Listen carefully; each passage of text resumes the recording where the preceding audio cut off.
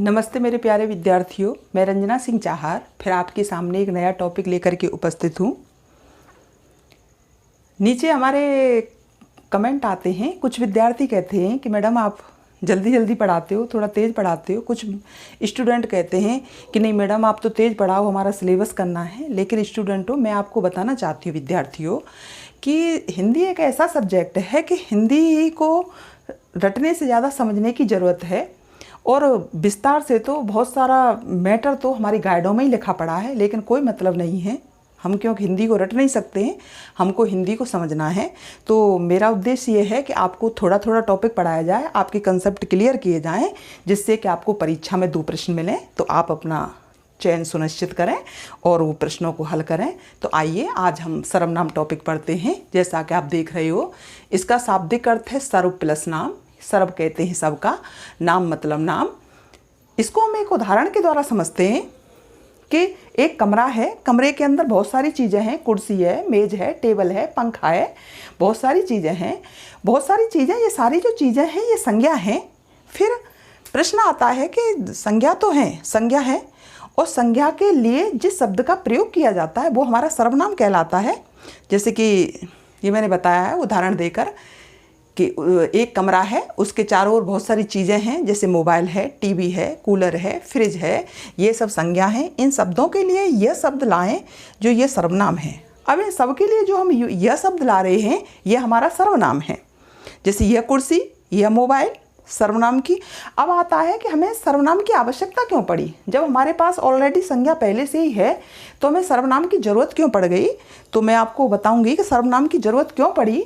जैसे कि एक वाक्य है कि राम ईमानदार लड़का है, राम बुद्धिमान लड़का है, राम बहुत तेज दौड़ता है। अब इसमें बार बार राम शब्द का प्रयोग आ रहा है।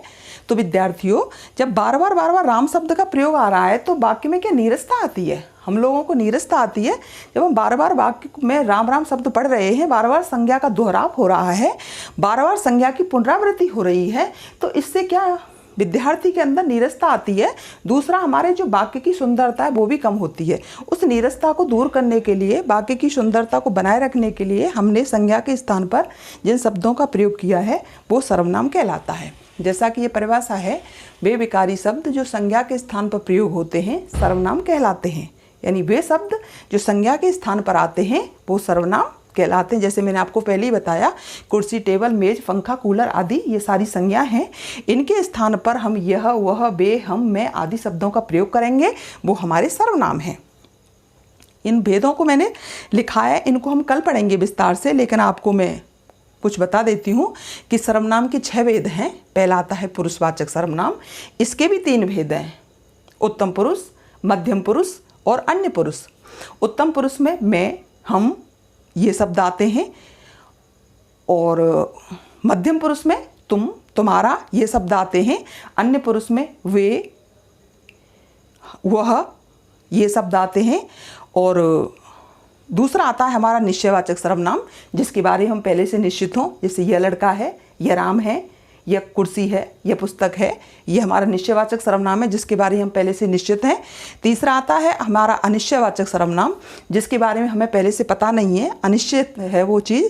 जैसे कि दरवाजे पर कोई आया है, घर के अंदर कोई है, तो ये सारे हमारे अनिश्चयवाचक सर्वनाम में आएंगे। चौथा आता है हमारा संबंधवाचक सर्वनाम। संबंध में आता है मैं, मेरा, तुम्हारा, तुम्हारी, ये मेरी पुस्तक है, यह तुम्हारा लड़का है, यह मेरा पेन है। ये सारे आते हैं जो संबंधवाचक सर्वनाम में आते हैं। 5वां प्रश्नवाचक सर्वनाम, बहुत ही सरल सर्वनाम जिसको सारे विद्यार्थी जानते भी हैं। ये इसके पीछे एक तो प्रश्नवाचक शब्द लगा रहता है, ये इसकी पहचान है। और क्या, क्यों, कब, कहाँ, कैसे आदि जो शब्द आते हैं वो प्रश्नवाचक सर्वनाम के अंदर आते हैं। 6वां आता है हमारा निजवाचक सर्वनाम, जिसको हम स्वयं के लिए प्रयोग करते हैं कि मैं स्वयं विद्यालय जाता हूँ, मैं स्वयं कपड़े पहनता हूँ, मैं स्वयं अपनी पुस्तक पढ़ता हूँ। ये सारे हमारे निजवाचक सर्वनाम में आते हैं। तो कहने का मतलब ये है कि सर्वनाम का आपने विद्यार्थियों शाब्दिक अर्थ देखा। सर्व प्लस नाम, सर्व मतलब सबका, नाम मतलब नाम। तो ये सबका नाम, ये सर्वनाम है। ये आपने उदाहरण देखा, मेज, कुर्सी, कूलर, पंखा, ये सारी संज्ञा है। इनके लिए हम जिन शब्दों का प्रयोग करते हैं वो हमारा सर्वनाम है।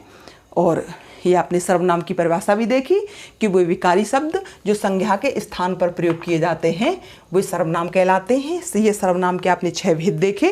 पहला पुरुषवाचक, दूसरा निजवाचक, तीसरा अनिश्चयवाचक, चौथा संबंधवाचक, पांचवा प्रश्नवाचक और छठवां ये निजवाचक। ये था निश्चयवाचक और ये है निजवाचक। तो कल हम इनका विस्तार से अध्ययन करेंगे सर्वनाम के भेदों का। आज हमने सर्वनाम के बारे में जाना। जब तक विद्यार्थियों आपका कंसेप्ट क्लियर नहीं होगा, आपको हिंदी का टॉपिक समझ में नहीं आएगा। तो मेरा उद्देश्य यही है कि अगर परीक्षा में आपको 2 प्रश्न मिलें संज्ञा से, सर्वनाम से, तो वो आपके गलत नहीं हो और आप परीक्षा में उनको सही करके आवें और अपनी सफलता सुनिश्चित करें। इसलिए मेरा उद्देश्य यह है कि आपको टुकड़े टुकड़े में हिंदी का टॉपिक पढ़ाया जाए, जिससे कि आपको बोझिल भी नहीं लगे, नीरसता भी नहीं आए और आप अपना टॉपिक क्लियर करें, समझें, अपना भविष्य सुरक्षित करें। मैं यही कामना और दुआएं आपके लिए करती हूँ। आप चैनल को सब्सक्राइब करिए, कमेंट करके बताइए आपको टॉपिक कैसा लगा, लाइक करिए और शेयर भी करिए। इन्हीं शब्दों के साथ मैं आज आपसे विदा लेती हूँ।